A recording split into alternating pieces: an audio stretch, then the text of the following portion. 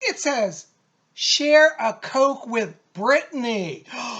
If I get to share this Coke with Britney Spears, I'll be really happy. Woo, yeah.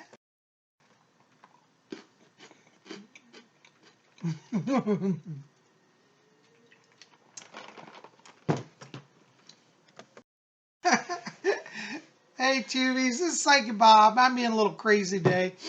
I tell you, I'm all hyped up on sugar because I went out shopping earlier and I saw a sale on Whoppers. Do you all remember Whoppers? These are, what do they call them? The original malted milk balls. They're malted milk balls with chocolate. When I was a kid, I loved these. And they had these on sale at Rite Aid today. And I had to get a Coke and some malted milk balls. So, I mean, eating malted Whoppers and drinking Coke. Ooh, Psychic Bob's feeling good.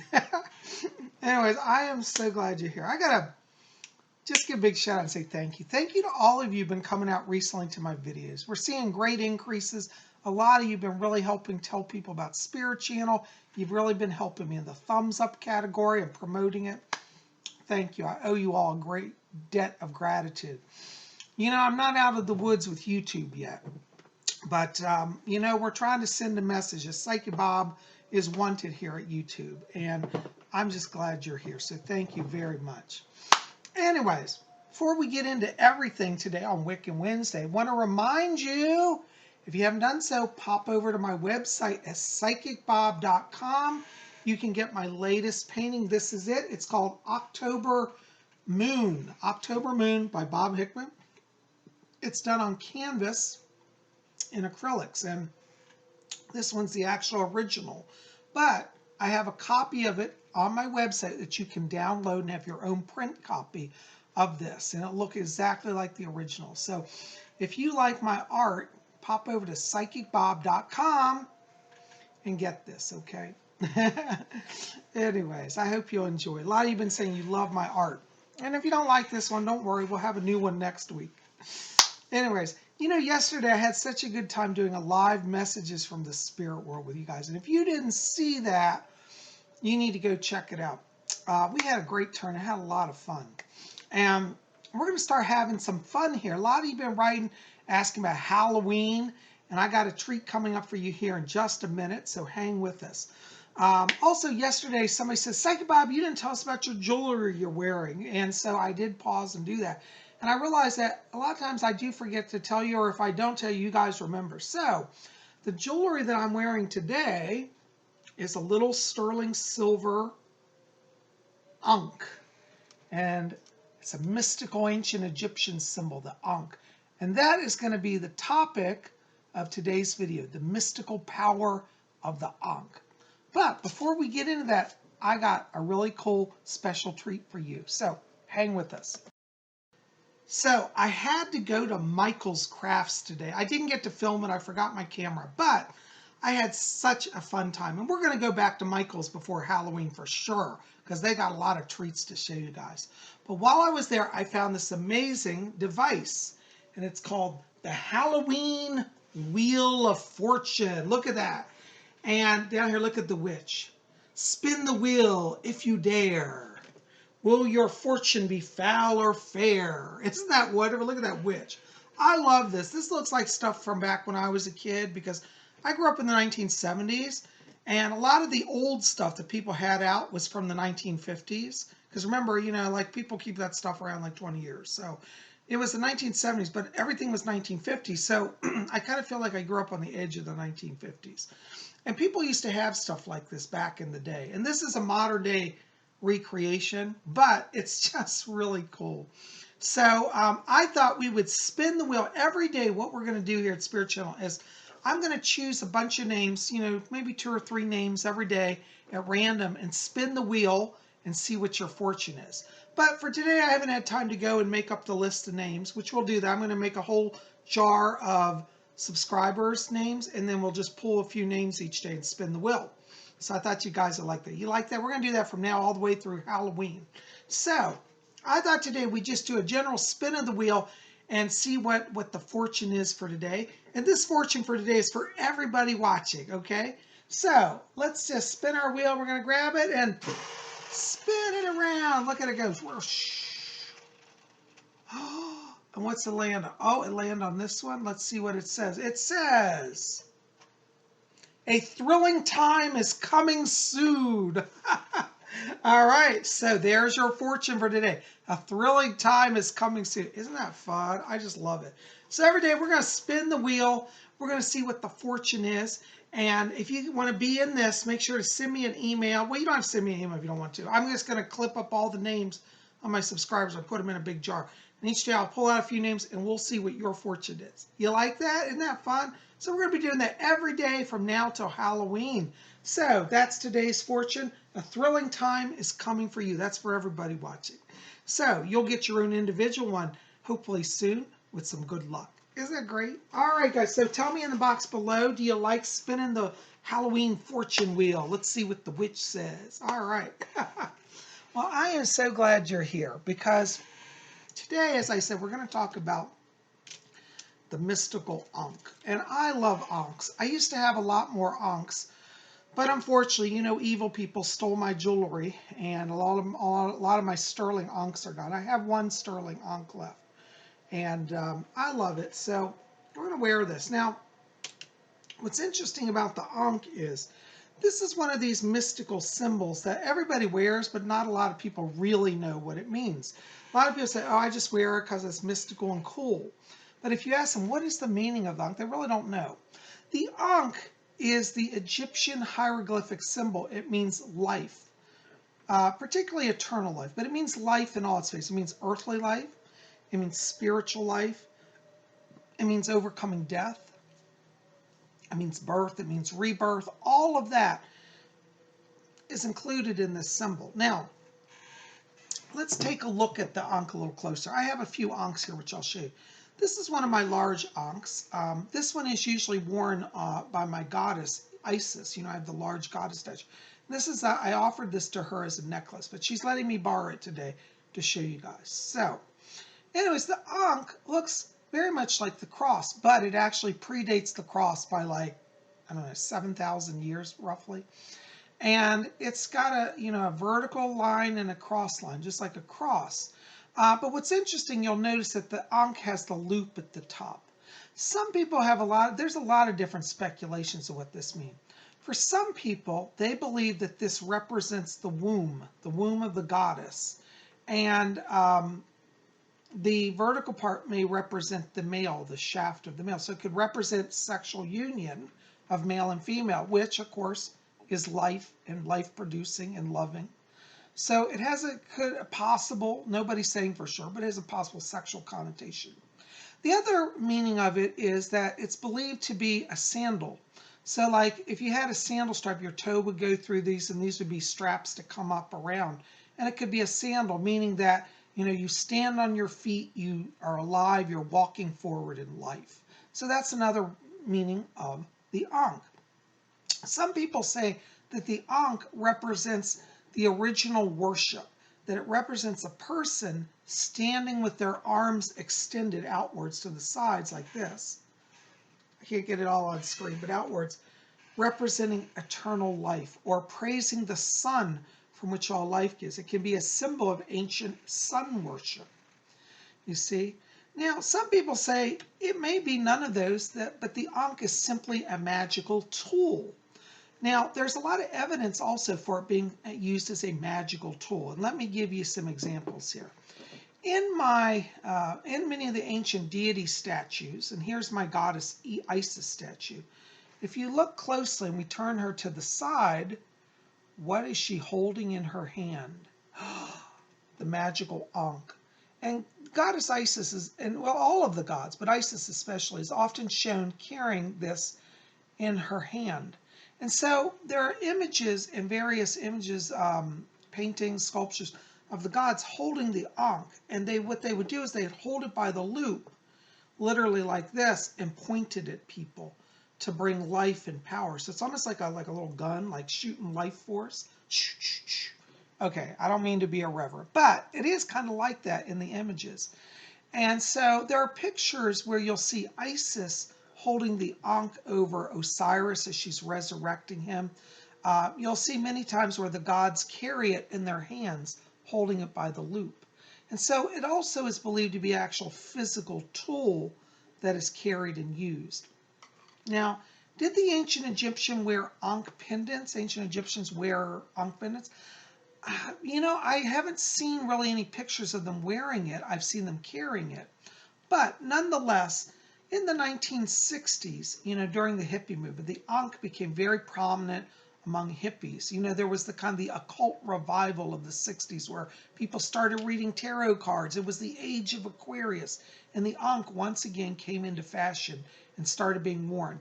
You don't see as many people today wearing the Ankh outside of the Wiccan or pagan communities, because at one point the Ankh back in the 60s and 70s was mainstream. It was like a lot of hippies wore it, and a lot of people had no occult connections, just wore it as a fashion statement. But these days the Ankh has kind of returned to its original symbol of being a symbol of occult power. So you'll see a number of Wiccans embrace the Ankh, especially those who worship the Kemetic gods such as Isis and Horus and Ra.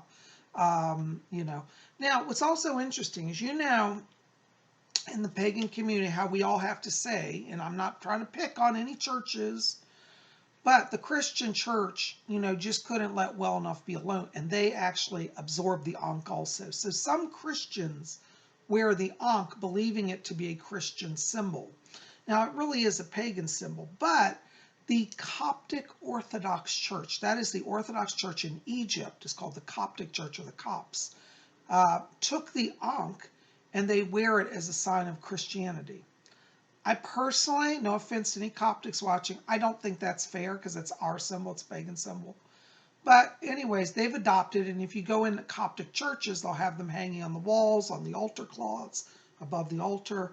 So they've turned it into a Christian symbol, but in all honesty, it was always a pagan symbol originally. It was stolen by the Christians. Now, can the Christians use it? Yeah, I guess so, but really the truth is we know the truth of it. So that is a little bit of history of the Ankh. So I want to show you some of my Ankh pendants here. So anyways, you've seen this one. This is my beautiful brass Ankh. It's got hieroglyphics engraved on it, and it's beautiful. I donated this, or dedicated it, to the goddess Isis, and so my goddess statue wears this. But as I said, she was gracious enough to loan it to me for today. So this is one Ankh, and you can buy these. They make even larger ones you can hang on the wall. Okay, but if you're looking for Ankhs, look for them in brass. They're usually made, this one was actually made in Egypt. Most of the brass ones you'll find are made in Egypt, and they're very, very well made. You can see the engraving works great. It's very thick brass, and they're not that expensive. I think I paid probably $8 for this Ankh, but it's really beautifully made. It's not flimsy. It is hard brass. You can't bend it. So there's one type of Ankh. As I showed you earlier, we have also little jewelry. You can buy these in jewelry size ones. Now, I like larger jewelry. I had larger silver ones, but this is one that didn't get stolen. But it's a little silver one. If you want something subtle, that you want to wear, you could wear a little small silver one. That's done in sterling silver. They make them literally in every measure. Silver, gold, platinum, copper, nickel, whatever you like, you can find it in. But mine's done in sterling silver, and I think it's nice. It's just a little subtle pendant, okay? Now, for those of you who want to get kind of a little more glam with your crosses, hold on, or with your Ankhs, I should say. Well, they're Egyptian crosses if you want to get Christianized. I have a beautiful one. This is also from the 1960s, and it's done in, this is actually done in like a nickel silver. It's not sterling. It's kind of an alloy of silver and tin. Called nickel silver, but it's beautifully done, and it's inlaid with turquoise.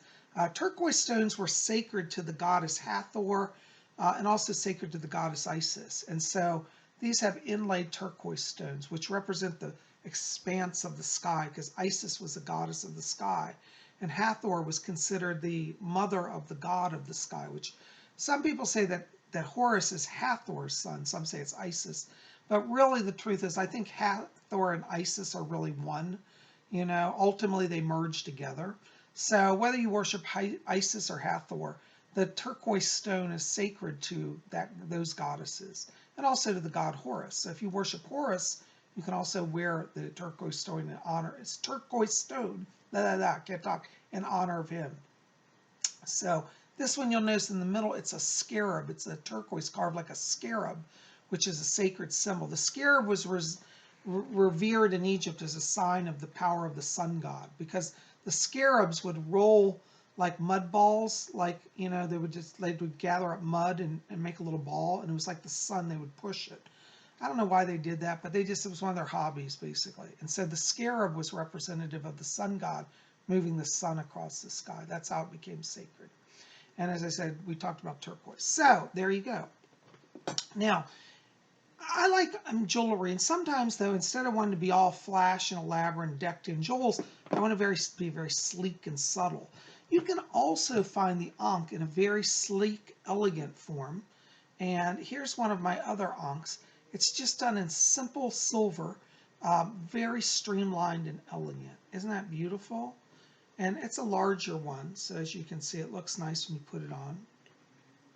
But so, you know, the Ankh can come in many forms. You can have big, heavy brass ones. You can have sleek silver ones. You can have jeweled inlaid ones, or tiny little silver ones. They even make them in wood as well. You can buy Ankh pendants in wood. So anyways, you know, I just want to show you varieties. Now, the Ankh is really good if you're somebody who, you know, lives in an area, and I get letters from this all the time. People say, Psychic Bob, I live in a heavily Baptist area. That the mayor is actually the pastor of the town. I've actually ran into these situations where it's literally like freedom of religion doesn't exist. And there are still towns, sadly, in America where this happens. And people say, Bob, if I walk down the street wearing a pentacle, I'll be arrested. Now, you and I say, oh, come on, that's not possible. But I'm telling you, it does exist. So if you're one of those areas and you just want to wear something sacred and can't wear a pentacle, you could probably get away with wearing an Ankh. Because if you get challenged on it, and people say, that's a satanic symbol, that's a witchcraft symbol, you say, no, I'm Coptic Orthodox. I'm Christian Orthodox. And, you know, I'm not saying you should lie about your religion, but there are cases where sometimes it's simply easier.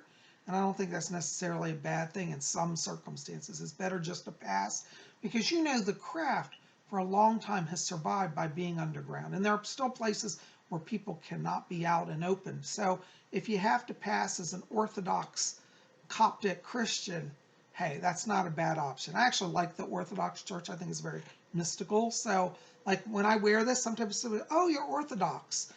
And if it's people I don't know and it's really complex to get into, I just say, yeah, I have connections with that, you know, and it just makes it easier. So the Ankh is a symbol that you can wear to kind of protect yourself. Now, as I said, it represents life in all its phases, but it is also a protective symbol equal to the pentacle or the pentagram. It's believed that evil constitutes death, okay? Throughout many religions of the world, you know, what is the antidote to destruction and death but life? And because the Ankh carries the power of resurrection, carries the power of life, it overcomes death. And the ancient Egyptian stories show that the Ankh was used as a life-giving implement. So not only does it bring life to the body, it brings life to the spirit, and it overcomes evil and destruction. So if you're in a hostile work environment, if you're at a place where you just can't be openly Wiccan, wear an Ankh. It will protect you, and at the same time, you'll fly under the radar, as they say, and people will be none the wiser, you know. Now, I know there's going to be somebody who says, Psychic Bob, I can't believe you telling people not to come out and brag about Wicca. No, I'm not. I'm not telling people to come out and brag about Wicca, because one, in Wicca, we don't do conversion. We don't convert people, so we don't have to talk about our religion.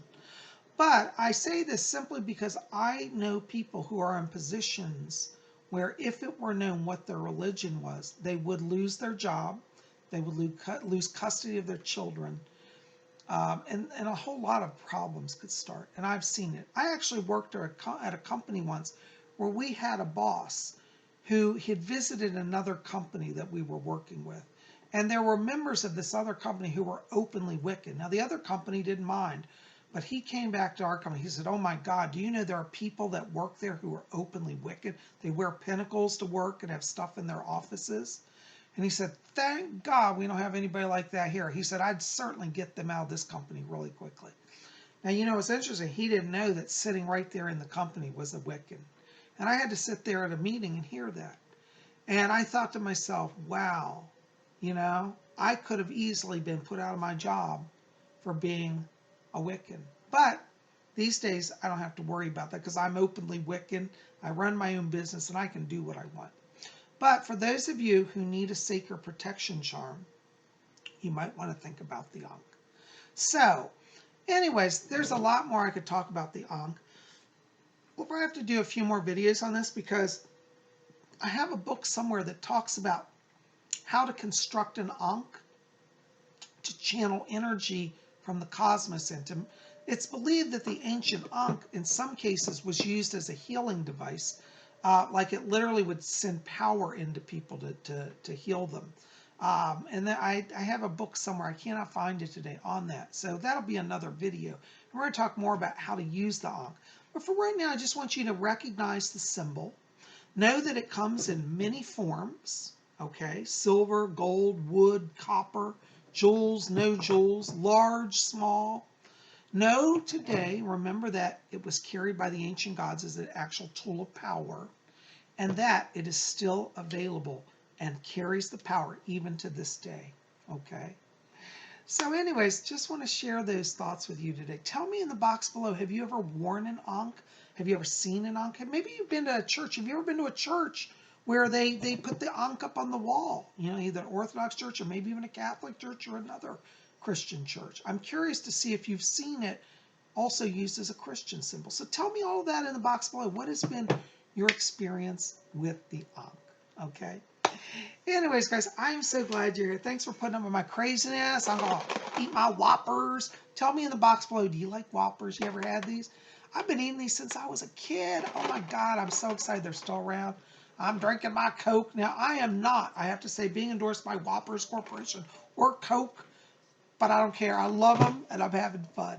I hope you're having fun wherever you are. Listen, guys, continue. Please help me out. Like this video, favorite, share with your friends, hit subscribe, be part of our channel. If you want to get on my schedule for a private reading, give me a call, 703-825-3929. We'll get you on the schedule and we'll make that happen. I love you. Listen, keep it here, guys. Tomorrow is Thursday, Vlog Thursday. I'm not sure where we're going to go yet, but we'll go somewhere and have some fun. Make sure to be here. We'll see you then. I love all of you. Blessings to all of you. We'll see you back here tomorrow. Until then, may all of you always blessed be. Hail the Ankh.